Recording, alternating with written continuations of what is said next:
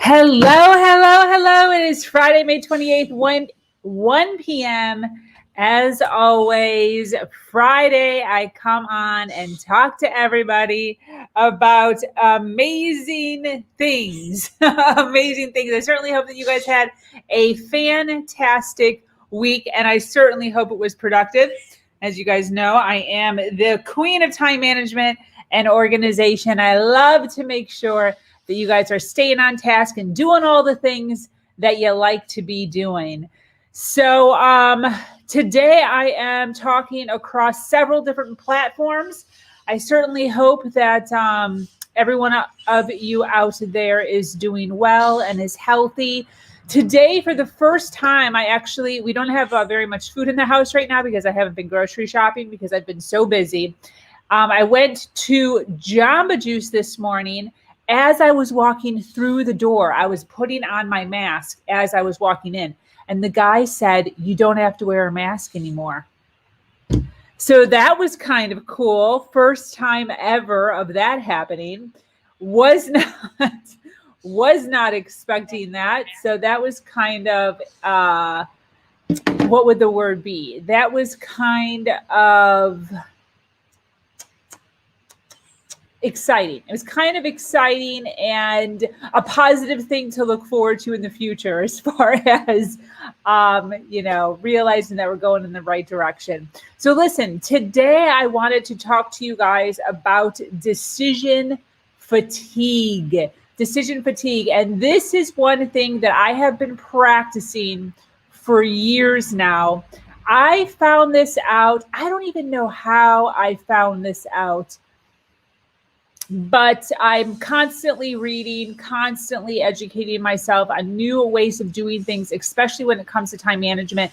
And hey, listen, there's something going on over there. So at one point I might need to move. So I apologize. There's like some sort of construction work or something going on. So anyways, decision fatigue. If you haven't heard of it, it is a psychological phenomenon surrounding a person's ability or capacity to make decisions. Basically, there is this theory that an individual is only capable of making 21 decisions a day. That means 21 questions.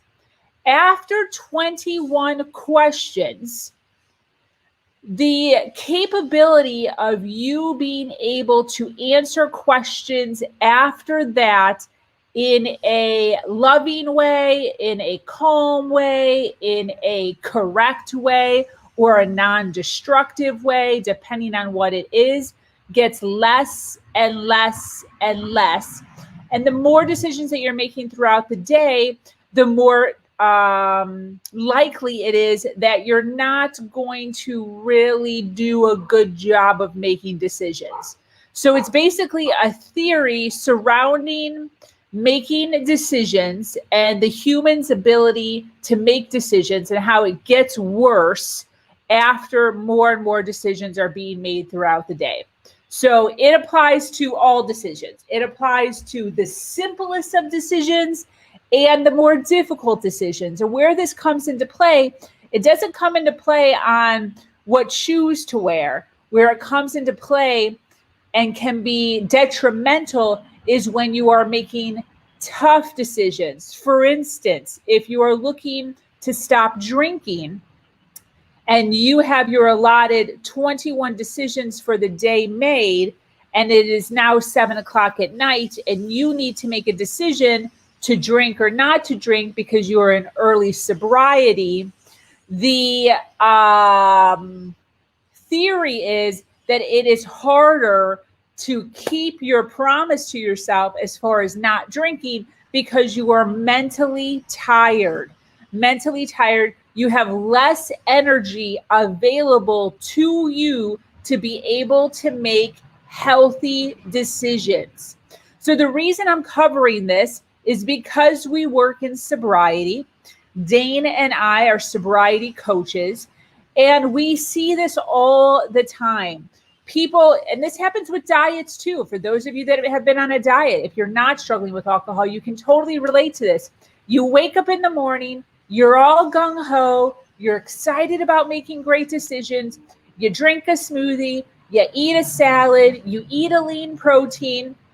And then you eat a healthy dinner. And then right around 6:30, 7, 8, 9, all of a sudden, your ability to be able to make correct, healthy decisions, whether it's food, whether it's alcohol, whether it's drugs, gets less and less and less because you are so mentally tired by the end of the day that it gets more difficult to be able to stand your ground on not eating a cookie or not eating a donut or not drinking alcohol or whatever it is. So what are the underlying causes of this? Why does this happen? So this is the thing. Every single decision. So a lot of people ask me, not a lot of people ask me, I have been pointed out as far as the way that I dress. So I dress very simple. I wear very little jewelry, if any. The amount of jewelry I wear a month is probably 2 pieces on 2 separate occasions a month. And I predominantly wear plain t-shirts and a pair of jeans, shorts, yoga pants. That is like my go-to. If I'm leaving, I wear a dress, and it's a full dress. You don't need to add anything to it. There's no belts, there's no accessories, there's no jewelry. It's just a dress. And the reason that I do this is because something as simple as what to wear in the morning is a decision that your mind has to make. What are you going to wear? What top, what bottom, what underwear is comfortable, what bra is comfortable, what kind of makeup are you going to do? Are you going to do a heavy day? Are you going to do a light day? What color eyeshadow are you wearing? What are you going to do with your hair? Are you going to take a shower or are you not going to take a shower? What kind of shoes are you going to wear? What are you going to make for breakfast? What are you going to make yourself for lunch? Are you going to eat out? Are you not going to eat out? What are you going to cook for dinner? Are you going out for dinner? How much money you're going to spend for dinner? How much money do you have in your account? Do you have that much money for dinner?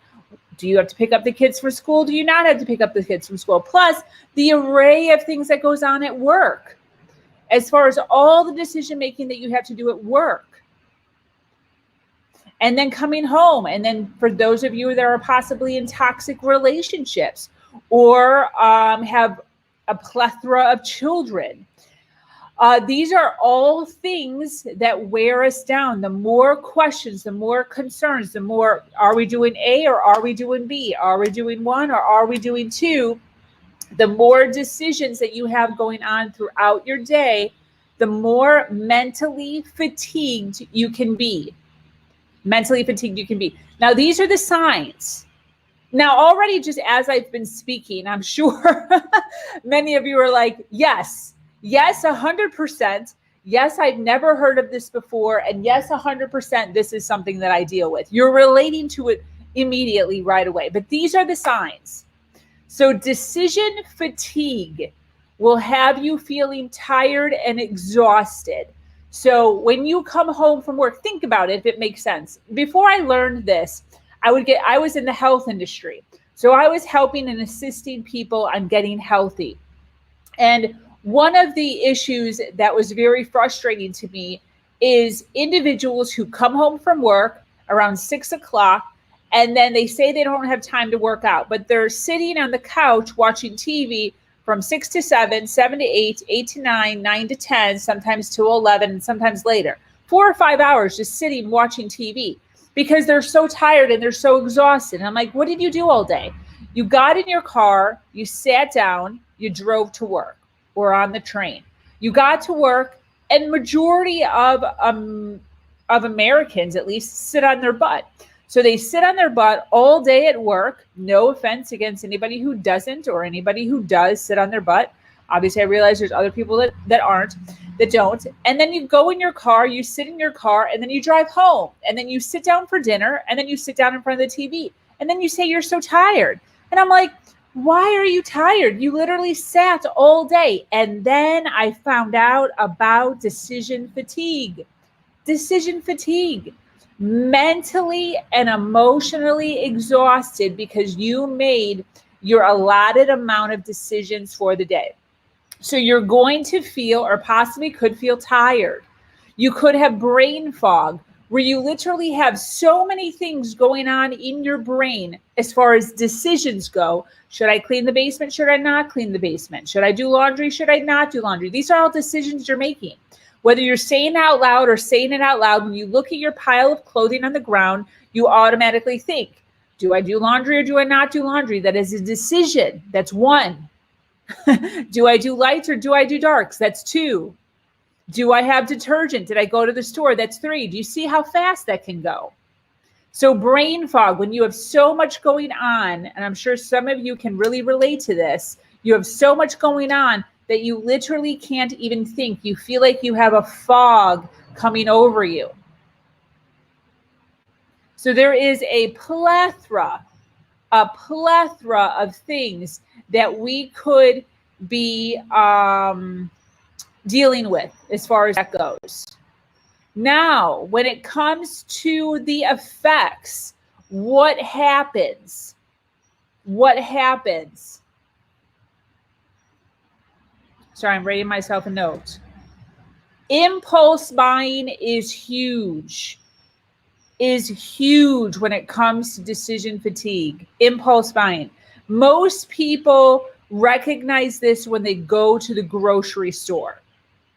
So those impulse buys where you're just grabbing candy, you're grabbing baked goods, you're grabbing anything that's at the register, any of the sale items that's close to the register, wanting quick deals. And this happens because you're so overwhelmed mentally that you can't even think. You're tired, you're fatigued. So these quick fixes, these quick snacks is what your brain is actually feeding off of. Your brain is telling you you need something. You need some sort of caffeine, some sort of sugar to pull yourself out of this funk. Another thing that happens is called trade-offs. Now, trade-offs is a decision between two options where each option has a positive and has a negative element. So, for instance, if you are thinking about getting a dog, positive things, negative things. Quitting your job, negative things, positive things. Calling up your best friend and sitting on the phone for 4 hours gossiping about the people in your inner circle. Positive things, negative things. Reconnecting or retexting a toxic relationship from the past. That's probably all negative things.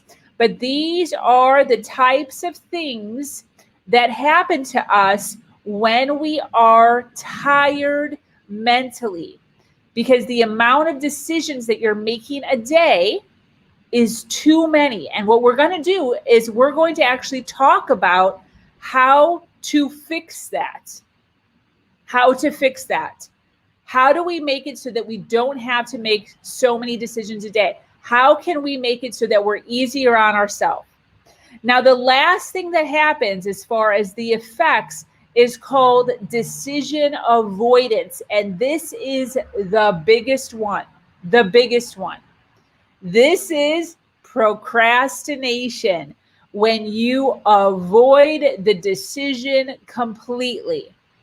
Completely neglect, completely ignore, completely avoid decisions altogether because you feel so drained. And what happens is this avoidance behavior can cause a person to simply choose the default or choose the more socially acceptable option rather than the option that is actually good for them. So this is how a lot of times procrastination comes to bay. Okay? So those were the three things. Impulse buying is huge, trade-offs is huge, and decision avoidance. So if you are finding yourself procrastinating and you're not quite sure why, it could be that you are mentally, emotionally fatigued because of the amount of decisions you are placing on yourself a day.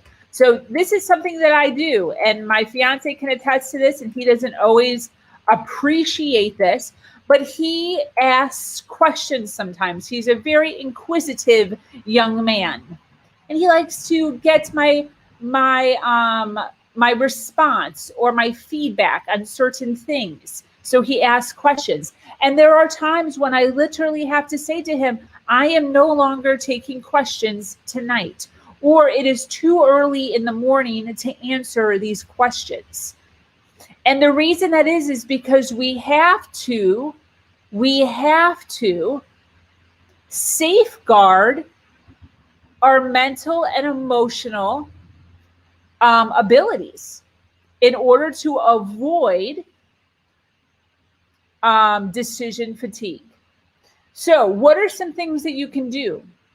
First of all, at night, before you go to bed, pick out your clothes, because you're done for the day. It doesn't really matter. You can figure out a few things to wear and walk around your house like a zombie, picking out your clothing so that the next day you can start fresh. So pick out your entire outfit: underwear, bra, socks, shoes, dress, jewelry, what you're doing with your hair, what you're doing with your makeup.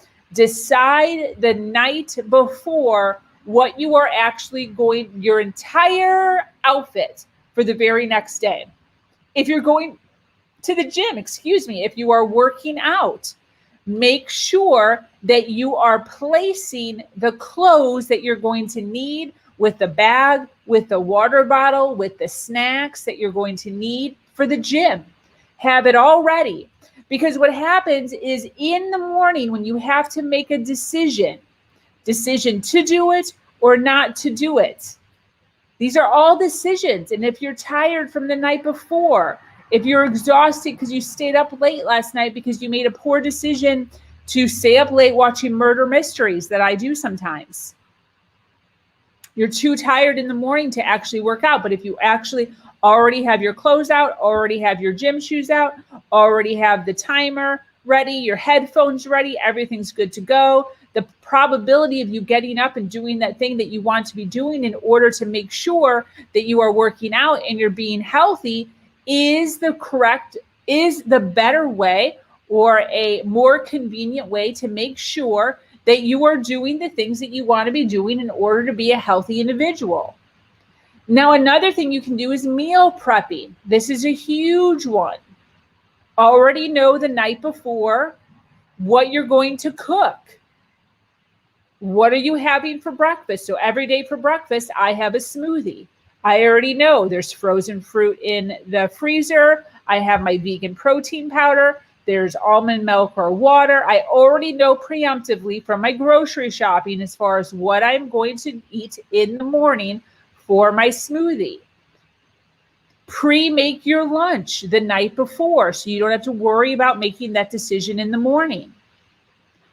Pre-plan your meals. Now, that does not mean meal prep like you're a bodybuilder or something, but what that means is know what you're going to cook for the week. So every Sunday, I actually sit down and I go through my recipe book and I go through my pantry and my refrigerator. Depending on what I still have over from the week before, I manipulate and make decisions on recipes that I'm going to make for the next 7 days. So for the next 7 days, I know, and I will write it in my planner as far as what I am going to be making for dinner that day. So it's already written down in there. There isn't any question. There isn't any wonder as far as what I'm doing. Here, dinner, chili, written down. This was just the other day, May 24th, Monday. So all I have to do is glance down. What am I making for dinner today? Chili. Well, that means I need to friggin' start it in the morning. Oh, and then look, if you look, I actually wrote it in the morning. Cook chili, prepare, text the family what we're eating. I always text the family what we're having for dinner. Then dinner, chili. You see that?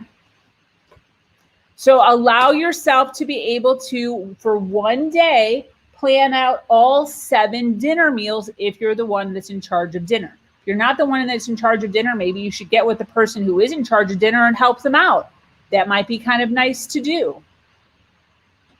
So another thing that you can do is be more strategic with checking your social media, checking your emails, and checking your voicemails. So these are all decisions. Every time you answer a text, every time you answer a social media post, every single time you answer a voicemail, these are decisions. Should I answer? Shouldn't I answer? What should I say? Should I say this? Should I say that? These are decisions. Anytime you are actually doing something and there is a choice to do or not to do, that is an actual decision that is happening. So what I do is I actually have specified times, usually every other hour, when I check my social media, when I check my email, and when I check my voicemails. Actually, that's a lie. I don't even check my voicemails daily. I actually check my voicemails weekly. And I have a day for that. I believe it's on Fridays when I go through all of my all of my voicemails. And the reason I do that is because usually I call people back. So if I see that I missed a voicemail, most of the time they text me. And usually they leave a voicemail and text. And then also, I just call them back. So if it's a missed call, I just call them back. And I'm like, hey, didn't listen to the voicemail. What's up?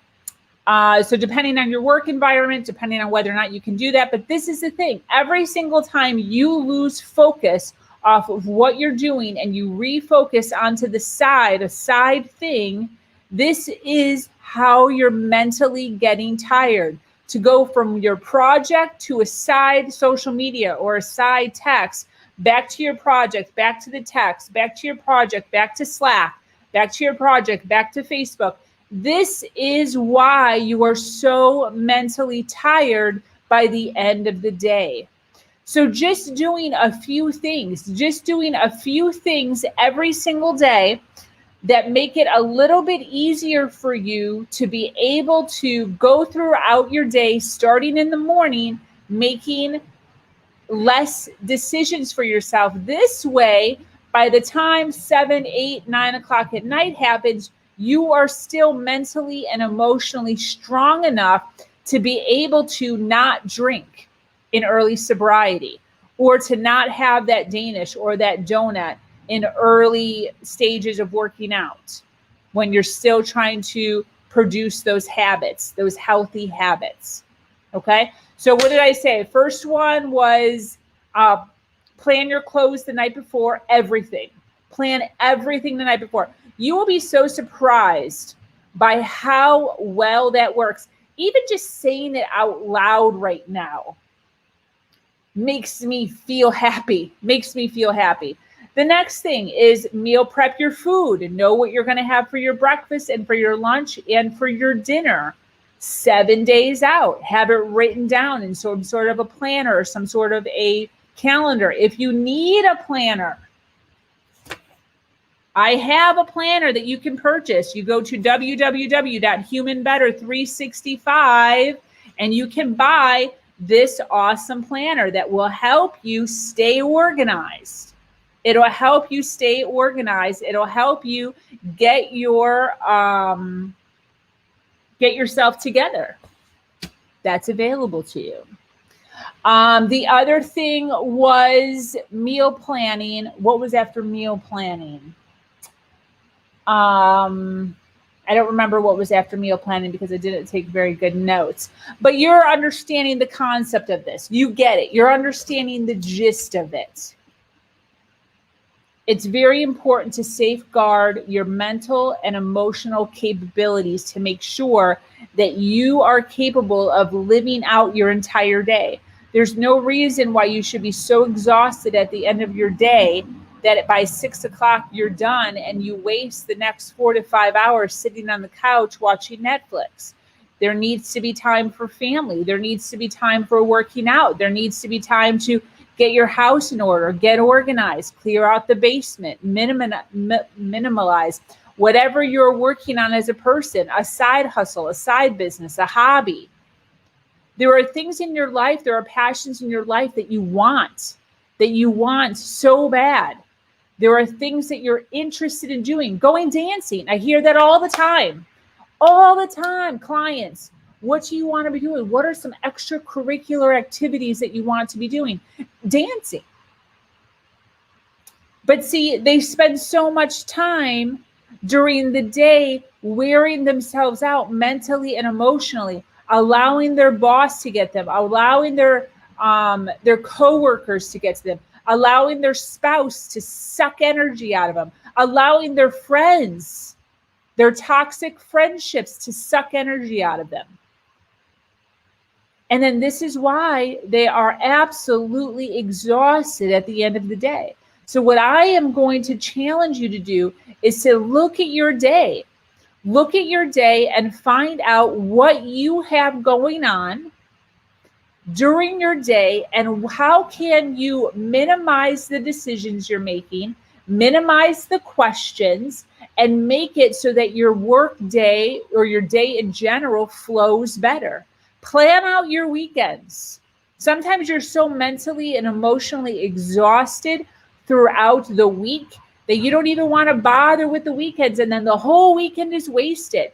So if you're the type of person that likes to have fun and likes to have joy on your weekends, then plan out certain time blocks where you're having fun, you're spending time with the family, you're spending time with the spouse, you're having free time of whatever brings you joy, but then also have blocks of time where you're doing things that you really are procrastinating on, things that you really know you should be doing, but you're not.